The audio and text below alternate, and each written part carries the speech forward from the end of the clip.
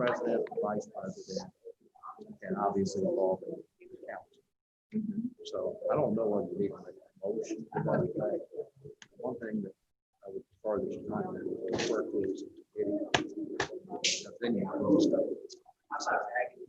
We don't want to go to meetings for purposes. So what you might do at the very end would just be to say that either I can say how we want to do it.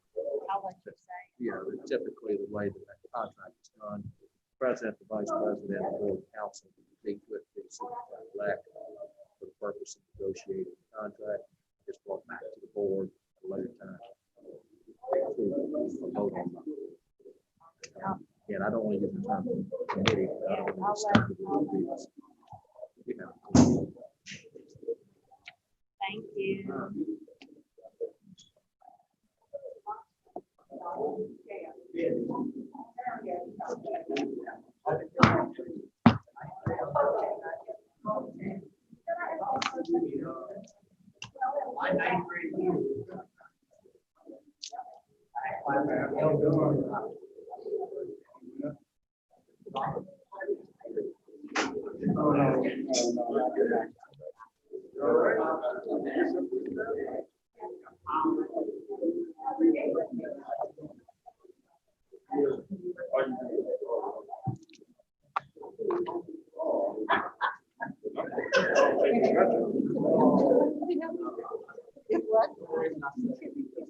Yeah, I took a chill pill.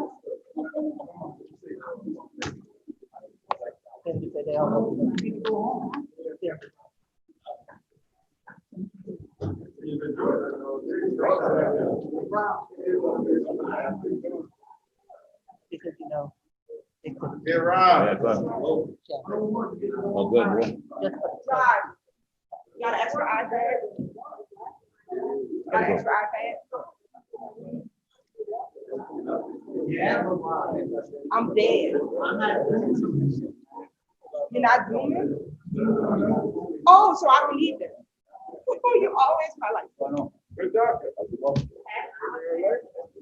Oh, So we don't need it to get on Zoom? We just, oh, okay. How are you? I'm good. You tap. Good. Young men.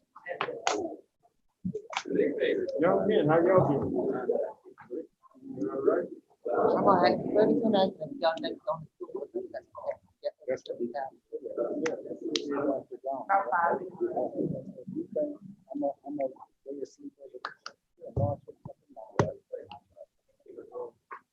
About 5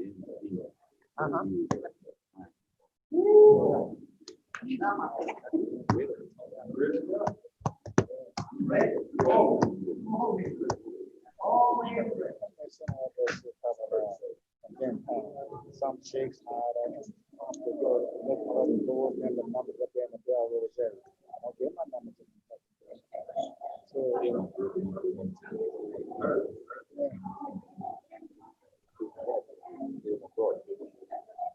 I want to know if we got snacks.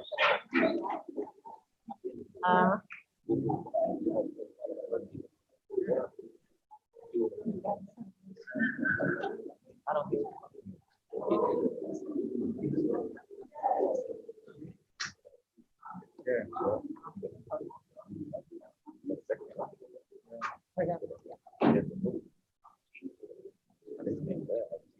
Well, good evening. Yeah, you got a light on. Got a light on. I guess that's a light, huh? You going out of jail? It's gonna be a little bit of coffee. Look, I was so bad yesterday. I had something I had to do, and I didn't really want to do it. I stopped at my daughter's to give my grandkids the book. Well, I left from there very upset. Forgot to put my seatbelt on. 40 years I have not had a kid. I told her, 40 years. And it's like, she treated me like I was a common criminal. Like, she wouldn't even let me get back to my car. It was so hot. She said, no, you stand behind the car. But it's just to say, I mean, I had never had a party.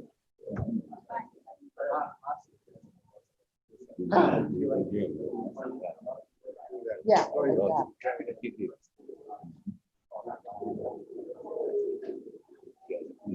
Exactly.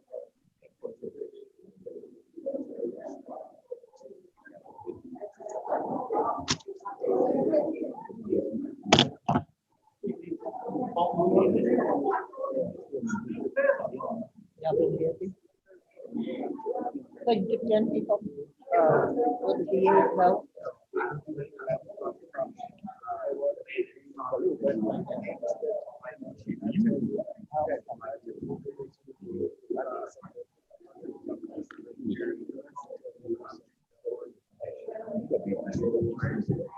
Wow, so you do this every night, I think.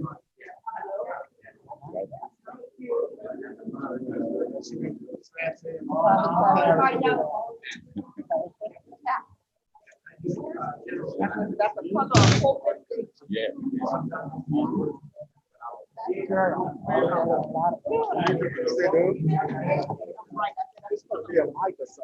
How about it like the board? Yes, right. Oh, yeah, when I got back, they were waiting for me.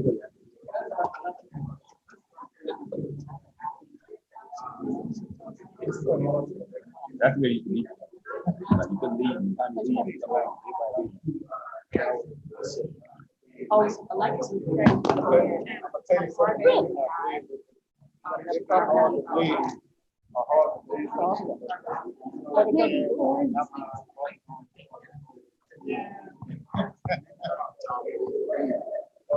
can't remember, let's see what it was. Yeah, it goes back up. He found somebody I can talk to. All of my, not all my. I I have reasons. I'll start when you start with all that. Great. You got ballot? Thank you. And that's where we need to. You can hand them out.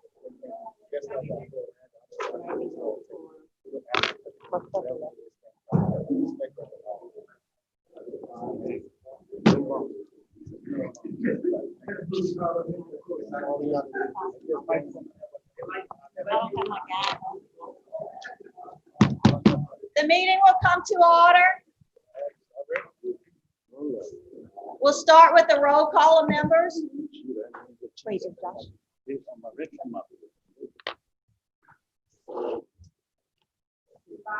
Here. Here. Here. Here.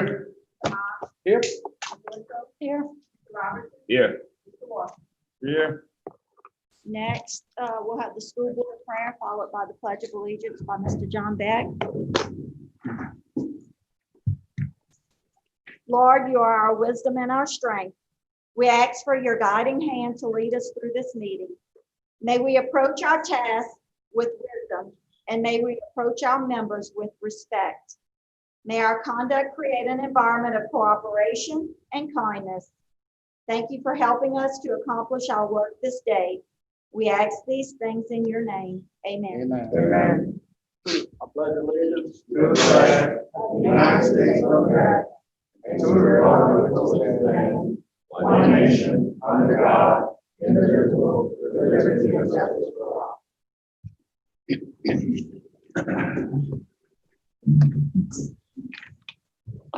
I need a motion to adopt the agenda. So moved. Second. Moved by Mr. Dugas, second by Mr. Washington. All in favor? Aye. Any opposed? Next, the consent agenda, approved minutes of July 28, 2020 special school board meeting. Approved minutes of July 29th, 2020 special school board meeting. I need a motion. So move. Moved by Mr. Beck, second by Mr. Robertson. All in favor? Next, reports and recognition, received technology update. I have our IT supervisor, Mr. Joshua Nakane, who will give us a technology update on our one-on-one initiative that we will be implementing within Assumption Parish Schools? Josh? I'm not gonna go into detail, because we've already discussed it, and we've published basically a 3-year summary timeline in our Strong Start plan. Everything is going according to plan thus far. It's actually going a little bit better. We have begun teacher training for Google Classroom and the Google Tools. We've ordered staff laptops, Chromebooks that will be in a week or so. There's a supply chain issue with everybody trying to order Chromebooks and devices. And we actually are going to be able to deploy 25 to 26 classroom sets of Chromebooks this school year. We weren't expecting to be able to do that many, but we were using the CARES Act funds to be able to deploy early. So these teachers that are super excited, that are ready to get in the Google Classroom and use the tools on a day-to-day basis, we will present them with those mobile labs first, and then we'll build from there. By the end of next school year, our network will be complete. We will have a over $1 million enterprise network, access points in every classroom, high-end equipment. We've been slowly, for the past 10 years, implementing and building our network quietly with our existing budget that we had. So we did what we could with what we had, little by little. So now that we need it to work, we have all these devices coming in. In another year, we'll be finished and we'll be ready to roll. So if we keep going like we're going, without expanding our budget, because I met with Anya, we talked and threw some numbers around. By the end of year 3, we should be 1-to-1 in every classroom in every school. Mr. Knockin, had the opportunity today to visit several of the schools, and in Laverdale, we saw the lab, and that's all they have. Will they be having?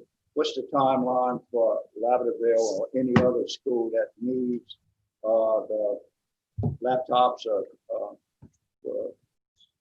How soon can we get that? Well, the 26 mobile labs that we are on order, the lead time on Chromebooks right now is like 8 weeks. So 8 weeks. 8 weeks? Yeah, 8 weeks just to get them into the warehouse. So, I mean, as soon as we get them in, there's no reason for them to be sitting around. So, and we don't have a place to store them. So they're going out as soon as we get them. Okay. And when you say go out, you do mean classrooms. These are class that's to be used with the teachers. Correct. Using Google Correct. Classrooms in the classroom. The teachers that will utilize them throughout their lessons throughout the day. Because we don't want to put them in a particular school that they may only get used one period a day. We want to give it to the teachers that are comfortable using that tool and the Google tools and the online tools in every lesson that they teach all day. And there will be training for the students to be acclimated to Yes. computers. Yes, that is correct. That's And we're getting to the end of our phase 1 of professional development. So we will be meeting with Educate, our professional development partners, to talk about how we're going to move forward from here, as far as if we're going to work with specific grade levels, specific subject levels. We'll talk all that out probably within the next month. Ms. Sonia, you and I talked about it. Please explain to the audience what this entails, the connecting fees, because a lot of people were questioning that we got all this money, what what are we gonna do with it besides? The CARES Act funding financial report is actually under budget, so that will be Oh, explained okay, all right. later on in the Because agenda. I've had questions. so I know you did, and that's why it's on the agenda. So Okay, thank I'll reserve this time for just his technology update. But what we're doing with the CARES Act funding, if you look under 5 budget B, you'll receive that financial report at that time. Okay, sounds great. Does anybody have any other questions? I would just give you a compliment for what you've done thus far, particularly with our individual board meetings, as well as your due diligence for getting us online as quickly as possible. And without your expertise and the people that support us and you, we're hitting the ground running, and I thank you for that. Thank you. And the Appreciate it. tall task that we have ahead of us, we have 3 people in our IT department.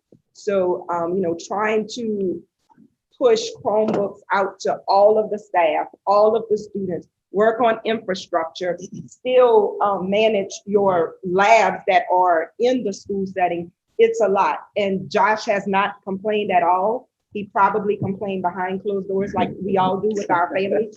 But whatever I asked, when I texted early this morning before 8 o'clock, when I checked, it was done at 8 without a question, just a response saying done. So just on behalf of everybody, Josh, we do appreciate you and your team's effort. Again, I want y'all to know that we don't have a team of 10 to 15 IT people. We have 3 people. And that's been in, we kind of thought about that when we developed the plan and the scope of the plan to allow us to kind of pivot when we need to and figure out how, okay, we're going to get all these devices out to our employees. How do we support that? What procedures do we need? What policies do we need? And then the same thing with the student devices. So once we get them out in the schools, how are we going to support them? How are we going to support a grade level at a school, an entire school, an expanded network? So the pace that we're setting is it's not really drawn out. It's kind of tight, but it's manageable. And I think we can do it. We're just gonna kind of take it as it comes and solve the problems that come up. But I really feel confident in the 3-year timeline. And I've mentioned a couple of milestones that we'll be able to check against, into this school year. And I'll probably be at every meeting from now until the end of time. Since we're streaming them, so anytime you need an update, or we can schedule an update, quarterly, halfway through the year, just to make sure we're on task. So, thank you. Thank you, Josh. Thank you for that update, Josh. Yeah. Next, receive report on virtual academy program. Our virtual academy report will come to you tonight by Mr. Buggage, who's also been working tirelessly. We're excited about our virtual program. I got some very exciting news of some other families who were not enrolled in our program who may be coming enrolled in because we're offering virtual where their other options were not offering virtual. So when we first introduced this program to you all, we said that this could be an opportunity to market Assumption Parish that we had not tapped into before. So we're very hopeful. It's again another tall task, but we're not afraid. We're not afraid to work here in Assumption, and I'll have Mr. Buggage give you the latest and greatest update on Virtual Academy. Good evening. Good evening. Anya mentioned earlier about screaming behind closed doors. As long as I can scream behind closed doors, we'll get things on the road. Yeah. So I am excited, and like I said, because not only to have the opportunity to offer to parents the virtual school opportunity, but again, we are looking beyond to see where it's going to go in attracting more students to our virtual program. As of today, and numbers will fluctuate a little bit by tomorrow, but as of today, we have 456 students enrolled. That's K-5. We have in grades 6 through 12, 438 students. And in Head Start and Pre-K, we had 86 students. So we did anticipate at the beginning that the numbers would be high. We knew the numbers would be high. However, you know, I literally had the opportunity to talk to dozens of parents, you know, and I mentioned to principals the other day, I would rather, you know, if the phone has to ring off the hook, I like to, you know, to entertain questions and to, in some cases, ease fears, because our parents are truly concerned, you know, and they are sending us their children, so we have to do our very best to take care of them. With a lot of parents, it's just some reassurance, and when I mentioned some of the things that's going on in the schools, from the time the kids board the bus, literally, until the time they leave, with temperatures being taken and sanitary procedures all over the place. In a lot of cases, they are fine. You know, well, I'm so glad. You know, I feel better now. Maybe virtual is not for me. I also tell parents it's not the same as having a teacher in a classroom, because it won't be face to face with the teacher teaching the child the lesson. As we get training in Google Classroom and all that, that is the goal. You know, where we can have that as an option if we are in this situation again. So we are moving in that direction. So that's kind of where we are. We have a number of kids lined up. In some cases, again, numbers will fluctuate because we are using in grades 6 through 12 Edgenuity. And the contract we have with Edgenuity, it's unlimited the number of students we can enroll. So I know we may have some fluctuations next week with grades 6 to 12, because it's at no additional cost to enroll additional students. However, you know, we do have a Stellus being used from grades K to 5. With the Stellus, it's not cheap. We are paying $100 per license. So this is not a license where we can enroll so many kids. It's per child. So, you know, parents, and it's not always easy to say that, you know, that we have to have a cutoff. And literally we ran registration for about a week, and I think we extended it 2 or 3 days afterwards, just to give parents an opportunity to still register. Definitely want to thank principals, because when some parents had registered and had not signed the contract, the principals, amidst all they had to do to prepare for the beginning of school, you know, they were calling parents and making that personal contact, you know, please come in. And we gave them an additional day to come in after the principal's call to remind them, you know, we don't know what the situations may have been. So that's where we are. Total of 980 students. And again, we will have some fluctuations in those numbers. So after speaking to other districts, it's a little bit consolation, because I think they are experiencing the same things we are, with numbers being very static. We've had parents register and then they call and want to remove their kids, and vice versa. You know, we've had some that maybe didn't register and want to call. We try to accommodate as many as we can, but again, licensing and getting licenses and all, at some point with one program in particular, we have to have a cutoff. So,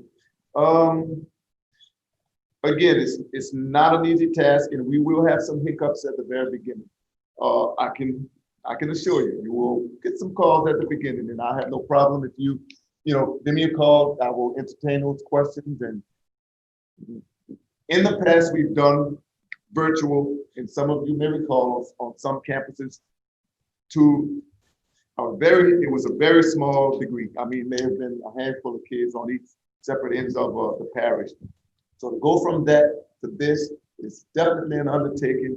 But again, we will do what we have to do in order to help parents out. We know at the very beginning, we will have kids move in and out, in and out, in and out. And again, that's not going to be easy to make those transitions to get the kids back in school.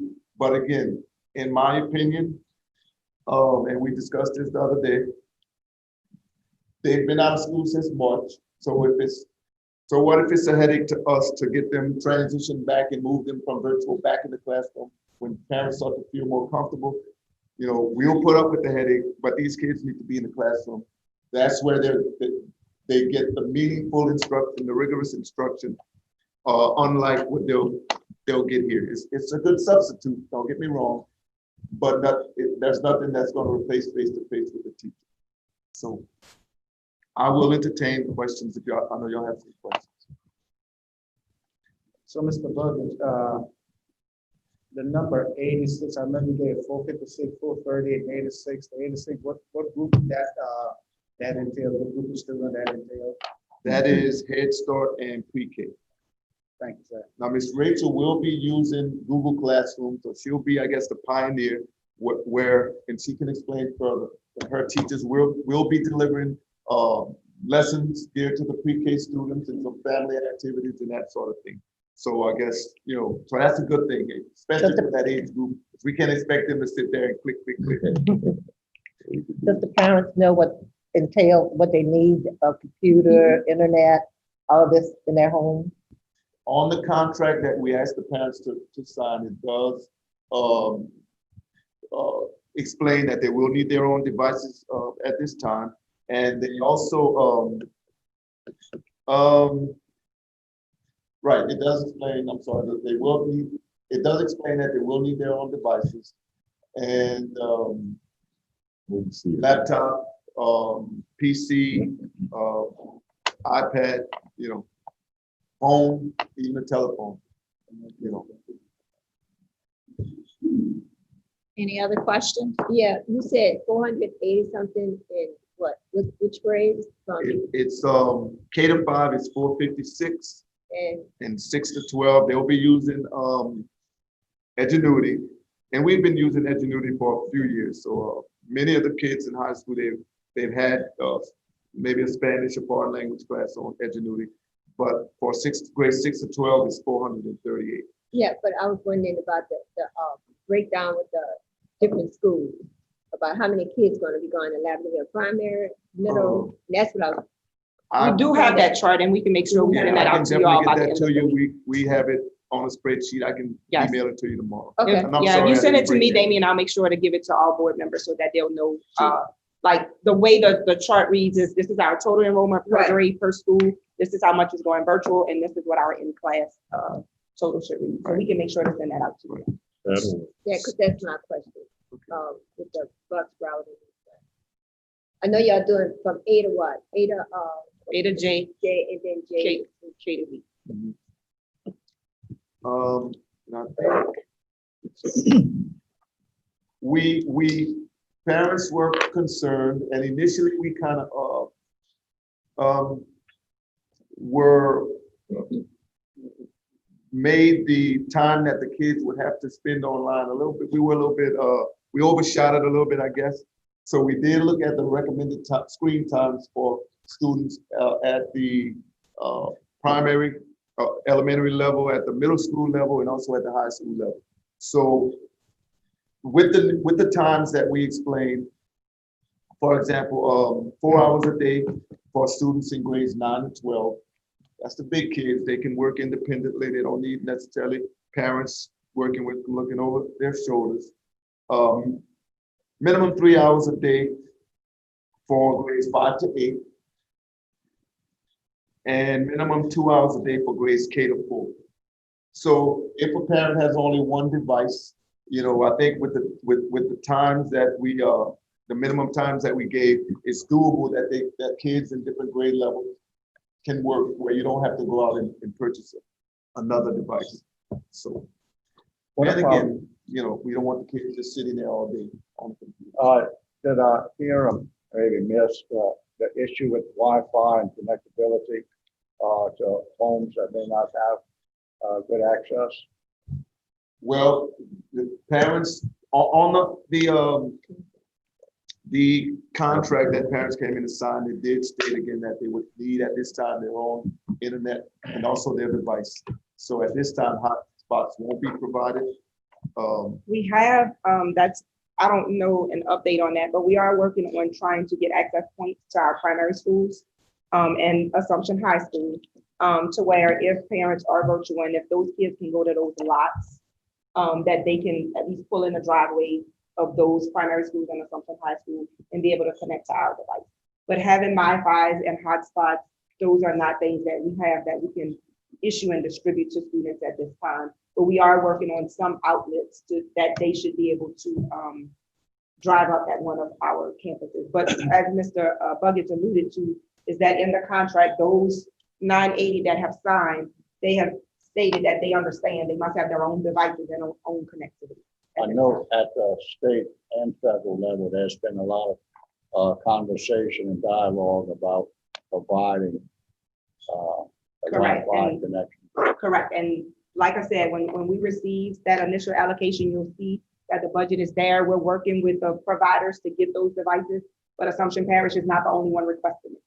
So, just like with Edgenuity and all of those people providing the licenses, we were in the office when I got back from school visits today, and it's like, okay, student account logins and they're like, we've been calling for 3 days trying to get the information. My child starts school on Monday, and I got the call from their teacher today giving me that information because everybody's using the same platform. So those companies have to work for multiple districts, and we're trying as best as we can. We're just waiting on some other companies for that so we can give that to our families. Mr. Buggett, how is that going to compare? Because 2 hours for primary, when we traditionally have a 360-minute instructional day, how is that going to compare? We did check with the state. We let our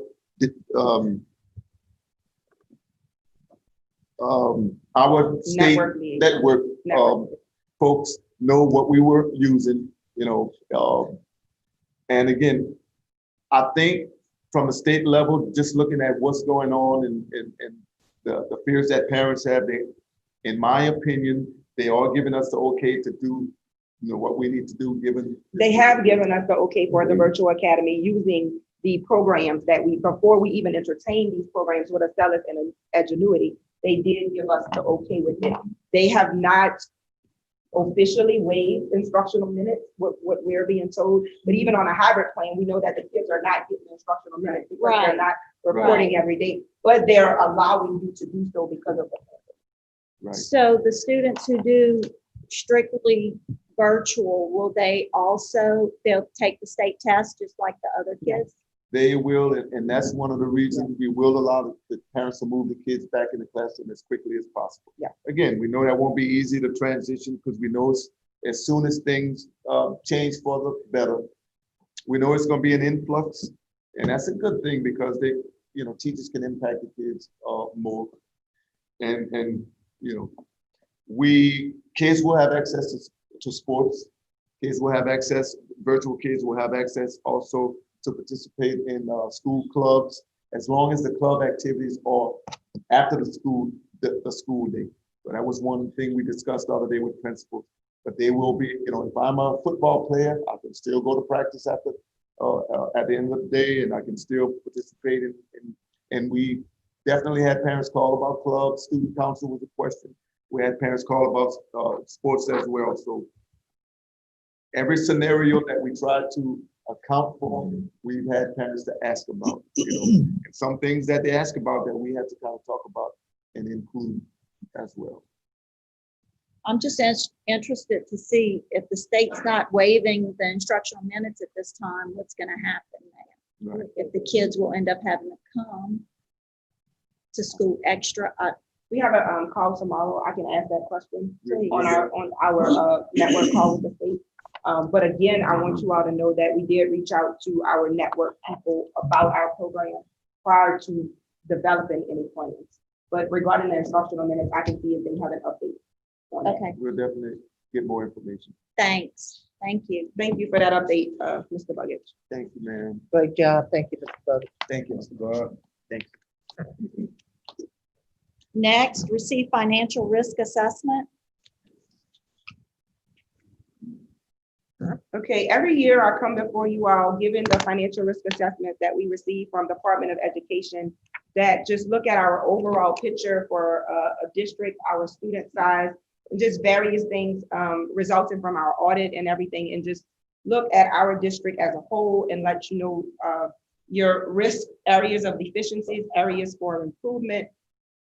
Enrollment, we've had 4 years, only for information, just for your information, we'll go through it. We had 4 years of continuous decline in student enrollment.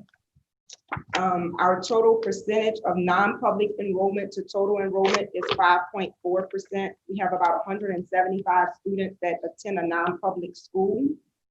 We've had decline of 7.82% over the last 5 years in local property and sales tax.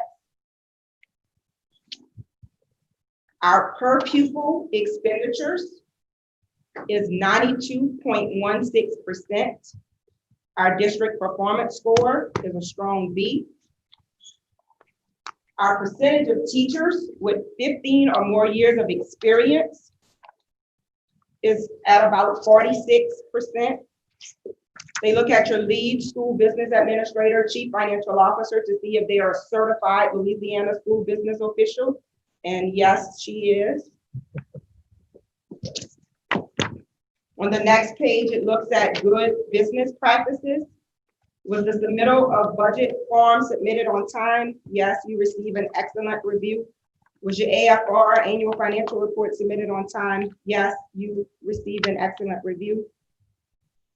Your audit opinion of internal controls, there was a material weakness noted in the area of transportation. Were there any consecutive audit findings?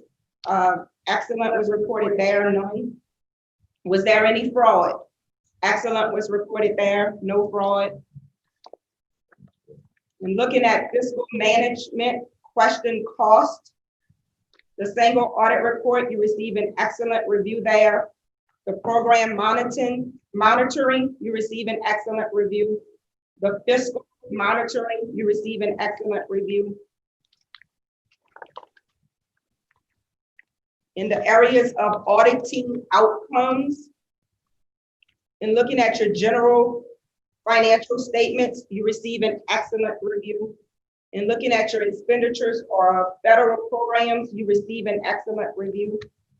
Your compliance with laws and regulations on federal programs, you received an excellent review. In looking at the budget, balanced budget and fund balances, this is one I hate to report. Your general fund deficit spending, we had a large surplus last year, but they look at the last 5 years and we had those 3 consecutive years of deficit. So you have an unacceptable there because of the 3 consecutive years with deficit. Last year we did have a surplus and our reduction in force will take care of that. But until we get to 5 years, you will remain at that unacceptable. However, our general fund balance as a percentage of your revenues is excellent at 45.11%. And there's no action needed for any major events that happen in your school system.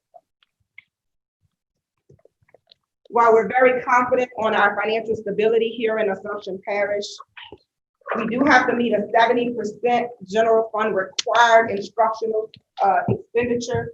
And if anyone in our central office or principal know when they come and ask me to spend any extra dollar, if it's non-instructional related, I want to know if I have to give there, where am I going to pull it from? Because we have to meet this 70% instruction. And we have fixed costs such as insurance, bus leases, fuel, light bill, bond, that is all non-instructional costs. When you look at the state's review for Assumption Parish, 70% general fund required instructional expenditure. And you look at our total for Assumption Parish, that number all the way at the bottom, there's 70.38%. We just made it. So if it's not instructional, if you can't find money to rob Peter to pay Paul, figure it out.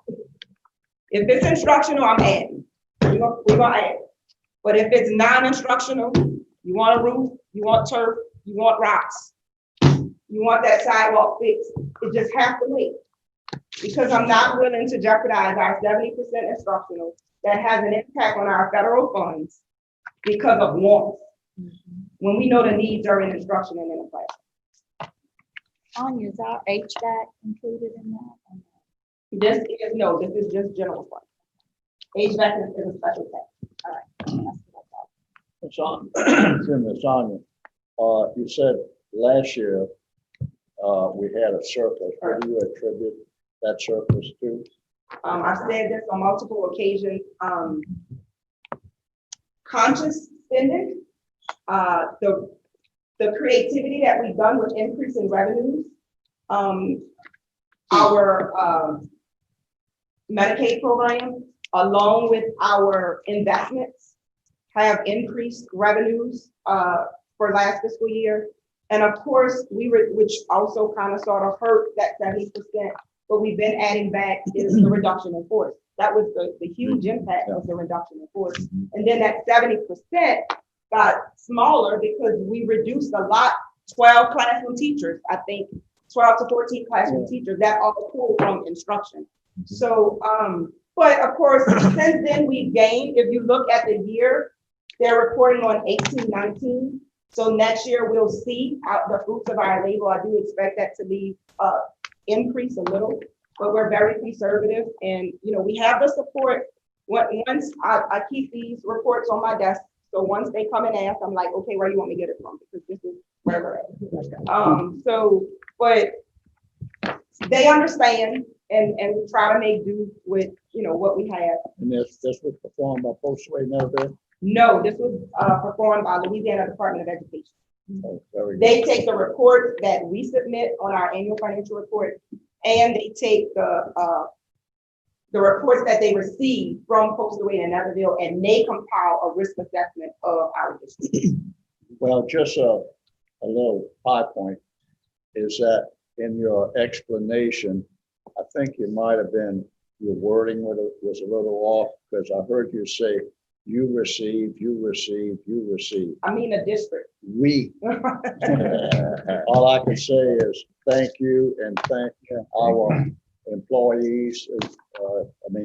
We all in, and this type of audit from the Department of Education, for the most part, is outstanding. And once again, we do a lot with a little, and we just got to continue to move forward and watch our dollars. Thank you for that report. Thank you, Anya. And thank y'all for the support. Next, receive information on Andrew, contract. please, 1 minute, please. One other thing, that's pretty noteworthy here. If you look under the general fund balance as a percentage of the general fund revenue, that number 45.1%, that's excellent, because we are required to maintain 7.5% of the general fund balance, and now we're at 45%. So that's impeccable. That's a good number. We gotta save for the rainy days. Of course. Next, receive information on contract with teaching strategies. Skip one. Oh, I'm sorry. Hold on 1 second, Rachel. It's Rachel. Wait. Receive CARES Act funding financial report. So you should have a report in your packet that says Louisiana Department of Education, Louisiana Believes at the top. I printed that directly from the state's portal, the e-grant management system that shows our funding as of today. If you look at the bottom of that page, the date says 8/5/2020. I don't want you to think that's old data. This is as of today. So the public and everyone, the media, everyone's talking about the CARES Act money, how much we got, where is it going? There's 3 pots of money that you can get with the CARES Act money. The first pot is the governor's money. The governor's share has to be spent on student devices. The governor has issued his amounts to LDOE. LDOE is still currently working to issue their amounts to local school districts. As you can see right now, Assumption Parish has an allocation of 0. We do expect to get some. We have received an email approximately of how much we will receive. However, what's available today is 0. There's another pot, incentive fund. The incentive funds was to be received based on what our district wrote for. So it was like competitive grants.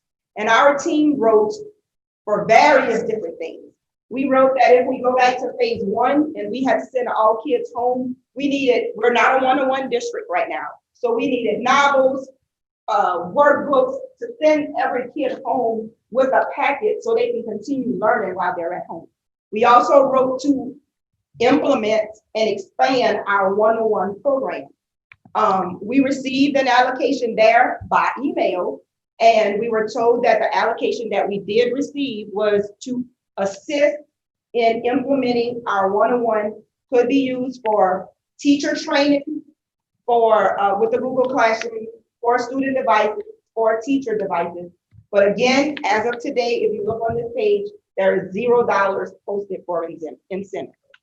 What we have received, what we do know, and I'm saying have received, we don't have the money, it's a reimbursement. So you have to spend it first and then request it back from LDOE. So we haven't received, but it is available to us. It's 85% of your Title I revenue, which is just a formula amount. And for Assumption Parish, that is $983,100. That is not totally for Assumption Parish schools. You'll see when you turn to the next page that a portion of that has to go to our non-public. And we are in constant communication with the Diocese of Baton Rouge to make sure that our non-public here in Assumption Parish receive their fair share. We have been communicating with them of how they want it budgeted. So the detailed budget is outlined on the next 3 pages. You'll see where there will be some stipends paid to staff in order for curriculum planning for distant learning options to implement the one-on-one technology. So of course you can't just have technology without knowing the curriculum to use the technology. So our curriculum team is working to build some curriculum. Of course, this will probably happen after school, on weekends. So there are some stipends and benefits associated with that at a minimal amount. If you flip over to the next page, I just want to say, when you look, I know it because we see it all the time, but when you look, the first column tells you it's all formula. The second column tells us what type of expense it is. So a 100 expense is a salary. A 200 expense is a benefits. A 300 is a contracted service. A 500 is a license or a travel. A 600 is a material or supply. Okay, and then it's in order by those numbers. So the 200 is the benefits. Anytime you pay somebody a stipend, you have to pay Medicaid and retirement to go along with that. The 300 category, you see that object code says NP and then DEB. Anytime you see NP, that's non-public. So that's not money for Assumption Parish schools. That's for the non-public. Non-publics cannot receive federal dollars directly. We receive the money for them. We budget it for them. We buy their whatever they want, make a contract. That's why at times you have to approve contract for our non-public, but those services are going to that non-public. We do all the business and financial with their title dollars, but they receive those services. So the 300 is a contracted service that the Diocese of Baton Rouge is initiating with Our Lady of the Lake regarding their nursing services and their contracted services that we have to pay for the non-public that's here. So that's not, we don't have a contract with Our Lady of the Lake to service our students, but it's for the non-public. The 500, Josh told you about the infrastructure upgrades that he's working on. So there's $100,000 budgeted in infrastructure upgrades. The access points that I talked to you about at every primary school and the high school, all of that is a part of that line item. The 600 category, instructional materials and supplies to assist with guidebooks, novels for students, study weeklies, PhD science, iQuest. There's $28,000 there to support some instructional materials and supplies to assist the student. There's a minimal amount for $2,000 for materials for Eureka Math. And then the next line item is $155,250 for 345 Chromebooks for students. So our initial expenditure of students' Chromebook will be for about 345 students through this grant. Then there's swivels for about 48,000 for some video observations in order to provide PD. So if you have a rock star teacher that's teaching in a classroom, a 6th grade math classroom in Lavityville Middle School, they can record themselves and they can either share with some of our distant learning kids or share with a teacher that's in Pierre Part or Belrose or another 6th grade classroom. So our team felt like ordering swivels so that these rockstar teachers can model lessons and not have to have another teacher sitting beside them. They can record those lessons. So that we're purchasing 40 swivels at $1,200 each. That would be $48,000. Of course, we need sanitation supplies to make sure that each classroom has a sanitation set. Of course, we receive a lot of supplies from OEP, but it was not enough for all of our schools, all of our classrooms. So there's about $16,000 budgeted for there. And then the major amount, the biggest expense here was the Chromebooks for staff to implement the one-on-one was $325,000. So as you see, $325,000 for Chromebooks for staff and then $155,000 for students. That's pretty much where the bulk of the money is going. And they've been ordered, like Josh said, we're just waiting to receive them, but that's pretty much where your CARES Act money are going in order to implement our one-on-one initiative. And then the next 3 items, you see that it begins with NP. So the rest of those items are for the non-public. So I won't go into details with that because it doesn't affect our students. Thank you for answering my question. All right, and I felt like having the detailed budget, this is public information. You can definitely share with your constituents. We believe in transparency. I know you all believe in transparency. And when we adopted the budget, we did not know the detail. We only had an amount by email. They still haven't dropped our full allocations in here, but when we do have the full allocations for the governor's funds and the incentive funds, we'll come back and provide you with that update. Thank you. Thank you. Thank you. Thank you very much. Every time you use that word transparency, Mr. Myers is looking down on us from above. He taught me. Next, receive information on contract with teaching strategies. We have Ms. Rachel Duga, our early childhood coordinator, who will give you some information on this contract. Hi, it's very simple. It's a contract with Teaching Strategies, which is the curriculum provider that we use for early childhood. It's an amount of $22,605. It's going to be 8 on-site coaching days and 3 2-hour virtual sessions. Any comments, questions? And it's just an information item tonight. Okay. And approval will be sought at next week's meeting. If you go through the contract and questions come up later, do not hesitate to reach out to Mrs. Duga or myself, and we'll be happy to entertain your questions. And I know it's not part of the agenda right now, but if anybody has questions about the early childhood virtual, I can speak to you now or after the meeting, because it is a little different than what we're doing for the older kids.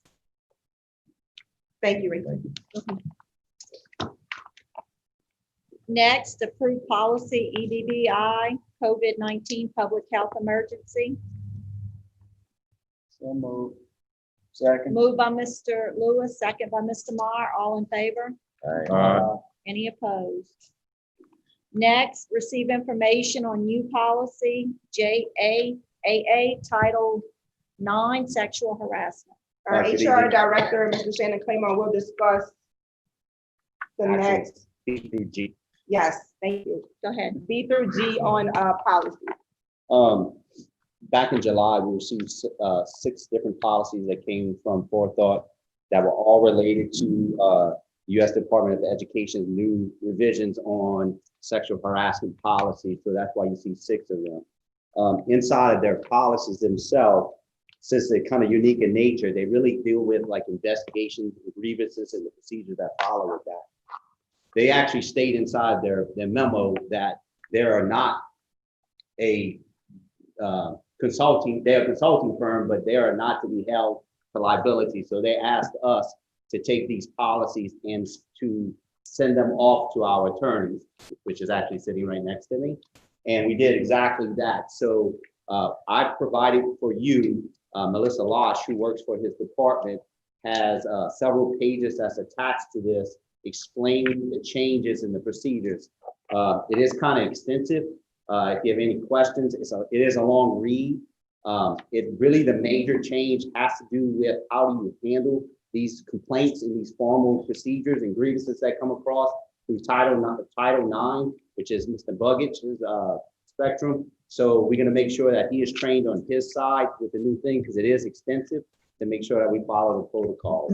But she does have an outlay for you for each of the 6 things, which are sexual harassment, sexual related student misconduct, equal opportunity employment, non-Title IX complaints and grievances, employee sexual harassment, and investigations. And as you notice, just like normal, he also provided you if it was, they wanted the verbiage to be removed, it's in red. If it's something that they wanted to replace and added is in blue. I don't think there's any green that's moving it around. I think those are the only 2 colors that she basically has provided.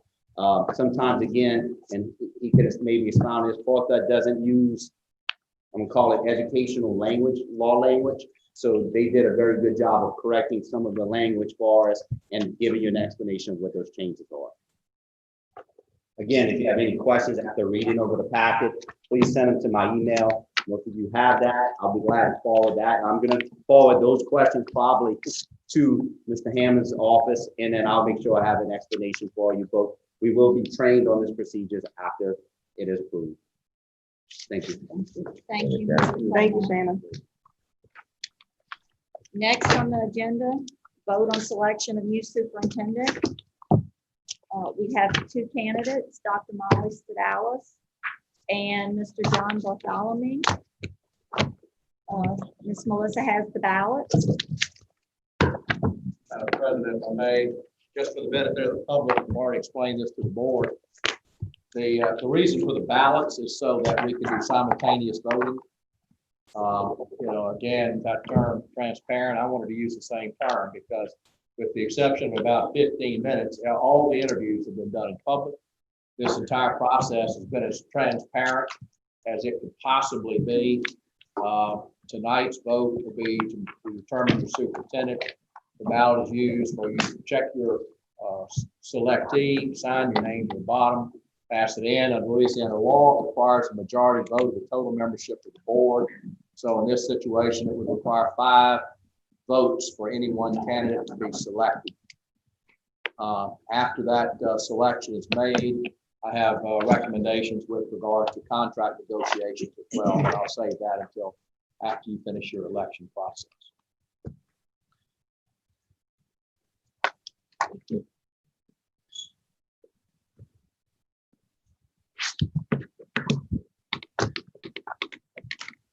It should be written in ink too, right?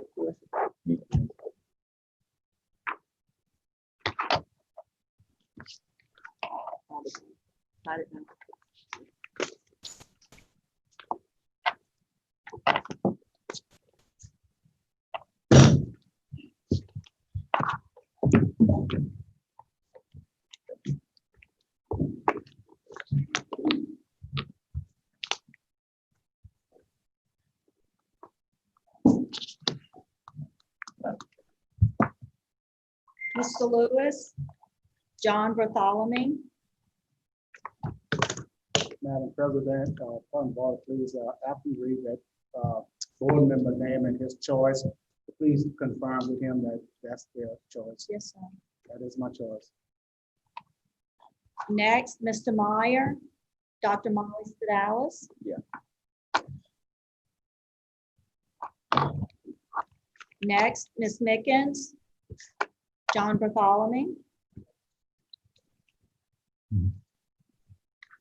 Mr. Robertson, John Bartholomew. Yes.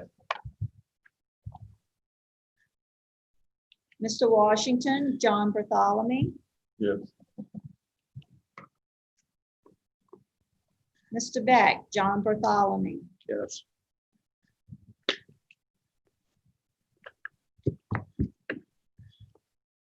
Ms. Urso, Dr. Stidalis. Yes. Ms. Dugas, Dr. Stidalis. Yes. And Ms. Darris, Dr. Stidalis. Mr. Bartholomew, 5, and Dr. Stidalis, 4.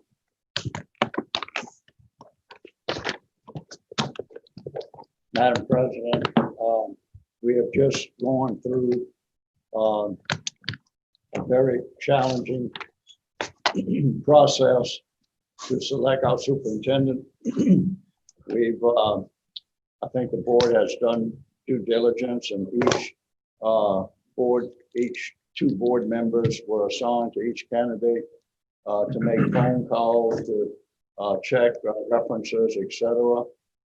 We had 2 interviews and 2 executive sessions with the candidates. And I think this board, it's important that we come together. We all respect each other's opinion, but I think it's important, if possible, to show unity moving forward. I would like to make a motion that this board makes it unanimous for Mr. Bartholomew moving forward, that shows the support we have in the best interest of our school district and our staff and children. So I'll make a motion that we make it unanimous. But we need a second. We have a motion by Mr. Beck to make it unanimous, second by Mr. Washington. All in favor? Aye. We'll have a roll call. No. Yes. No. No. Yes. Yes. Yes. Yes. Yes.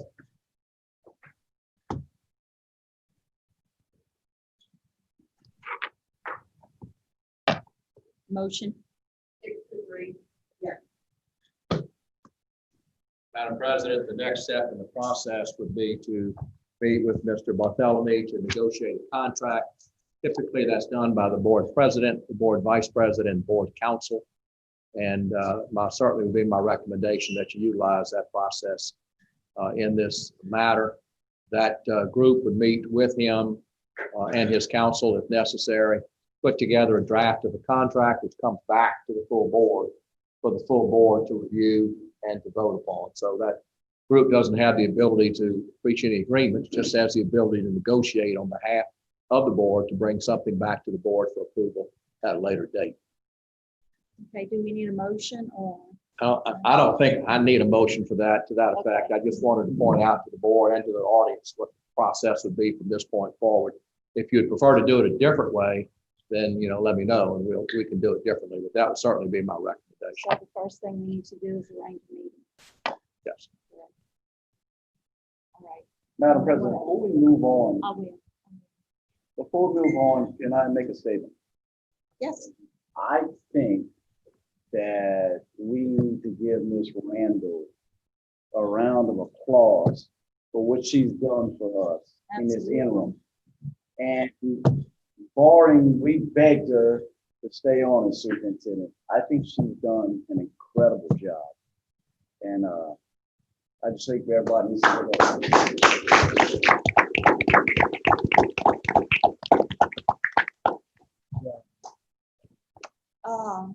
We have a new superintendent. Mr. Bartholomew, would you like to say? If you would like to say something, you're welcome to. Thank you, Madam President. I would just like to say thank you to everyone. I want to thank the parents, teachers, principals, school board. Thank you for your faith in me.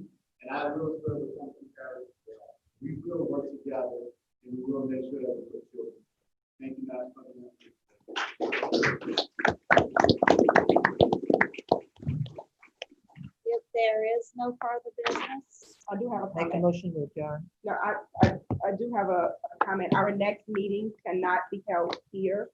go back to The, the meeting. we arranged with Assumption High to host it at Assumption High. Melissa, I think you spoke with the principal there, right? So just wanted to make sure, we'll make sure that that's noted. But just wanted to make sure that the public understands that the next meeting will not be here. It will be at Assumption High, the actual location. We'll make sure that it's posted and it's printed in our offices. Thank you. I need a motion to adjourn. I'll make that motion. Moved by Mr. Washington, second by Ms. Dugas, all in favor? All right.